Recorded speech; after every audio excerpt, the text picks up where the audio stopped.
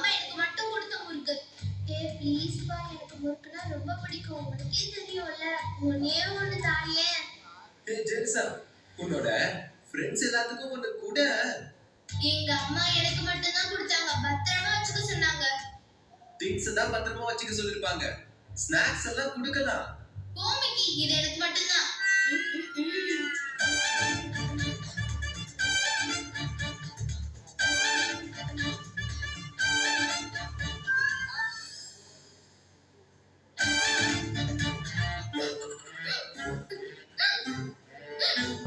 ஐயோ, அவசரத்துல தண்ணி வர மறந்துட்டேனே.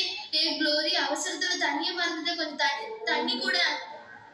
என்னது தண்ணியா? போடி, இது எங்க அம்மா எனக்கு கொடுத்தது. எனக்கு கொஞ்சம் விக்குது. ப்ளீஸ் தண்ணி கொடு. சரி, நான் தண்ணி தரேன். எனக்கு முறுக்கு தருவியா? முறுக்கா? சரி, இந்த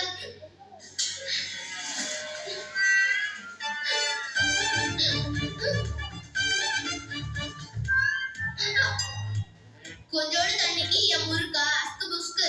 பாரு மிக்கி, இவ என்னை ஏமாத்திக்கிட்டே இருக்கா. சரி சரி, சண்டை போடாதீங்க. அங்க பாருங்க, கற்கல்ல பலூன் இருக்கு. ஹை, கலர் பலூன் ரொம்ப பிடிக்கும். மிக்கி மிக்கி, வண்டி நிறுத்து மிக்கி.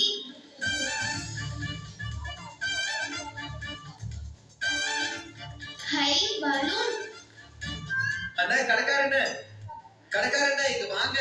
சொல்லுங்க பசங்களா, யார் யாருக்கு என்னென்ன பலூன் வேணுமோ வாங்கிக்கோங்க. க்ளோரி, உனக்கு என்ன கலர் பலூன் வேணும்? எனக்கு பர்பிள் கலர். அதுவா? அது கொடுங்க. yellow நல்லா இருக்கு. greenும் நல்லா இருக்கு. அதை விட இந்த pink நல்லா இருக்கு. ஆனா அந்த pink, எனக்கு pink கொடுங்க. பிரிசி, எனக்கு பிங்க்னா ரொம்ப பிடிக்கும். எனக்கு pink தாயே. நோ, நான் தான் ஃபர்ஸ்ட் வாங்குனேன். ஆனா வேற ஏதாச்சும் pink இருக்கானா? வேற பிங்க் இல்லமா. சரி, எனக்கு அந்த yellow கலர் பலூன் தாங்கண்ணா.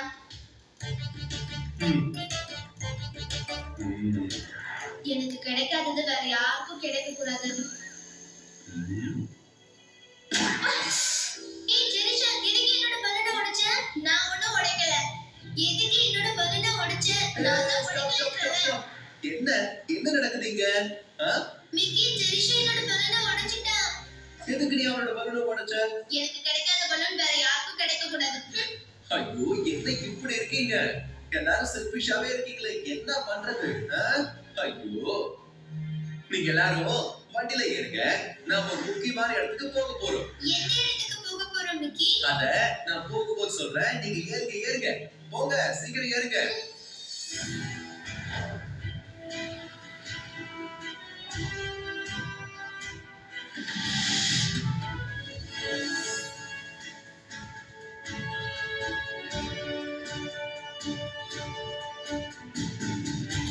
எல்லாரும் வாங்க. பாத்தியா, இந்த இடம் எவ்வளவு பசுமையா இருக்குன்னு? எவ்வளவு மரம் பாத்தியா? இந்த ஸ்கூல் சூப்பரா இருக்கு. இடமே அழகா இருக்கு மிக்கி. ஆமா, இது மிஷனரியால கட்டப்பட்ட பள்ளிக்கூடம். மிஷனரினா யார் மிக்கி? அந்த நாட்கள்ல ஆண்டவருடைய அன்பு சொல்ல தன்னுடைய சொத்து, சொந்தம், ஃப்ரெண்ட்ஸ், ஃபேமிலி எல்லாத்தையும் விட்டுட்டு நமக்காக இங்க வந்து ஊழியம் செஞ்சாங்கல்ல, அவங்கதான். அது எப்படி மிக்கி எல்லாத்தையும் விட்டுட்டு வர முடியும்? பொய் சொல்லாத மிக்கி. நீ பாக்குற இந்த ஸ்கூலோட ஃபவுண்டர் கூட ஒரு மிஷனரி தான். அவங்க பேரு ஏபி கார்மைக்கேல். அவங்க அயர்லாந்துல பிறந்தவங்க. அவங்கள ஜீசஸ் ஊழியத்துக்கு அழைச்சாரு. அவங்க நம்ம திருநெல்வேலி மாவட்டத்துல பண்டை வேலையில வந்து தங்கினாங்க.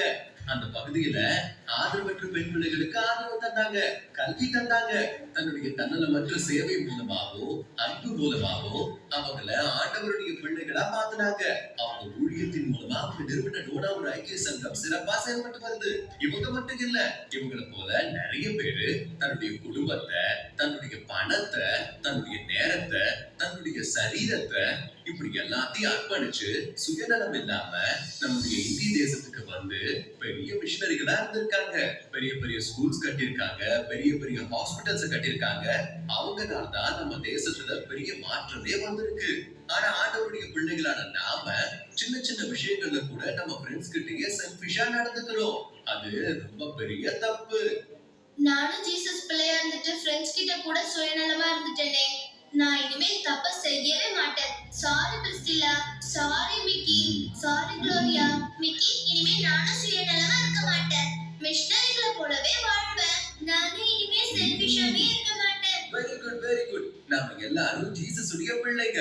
பைபிள்ல கூட ஒரு வசனம் சொல்லுது, 1 பேதுரு 4:8ல, ஒருவரை ஒருவர் ஊக்கமுள்ள அன்புள்ளவர்களாய் இருங்கன்னு. நீங்க எல்லாரிடத்துலயும் அன்பு செலுத்துங்கன்னு. அன்பு இருக்கிற இடத்துல என்னைக்குமே சுயநலம் இருக்காது.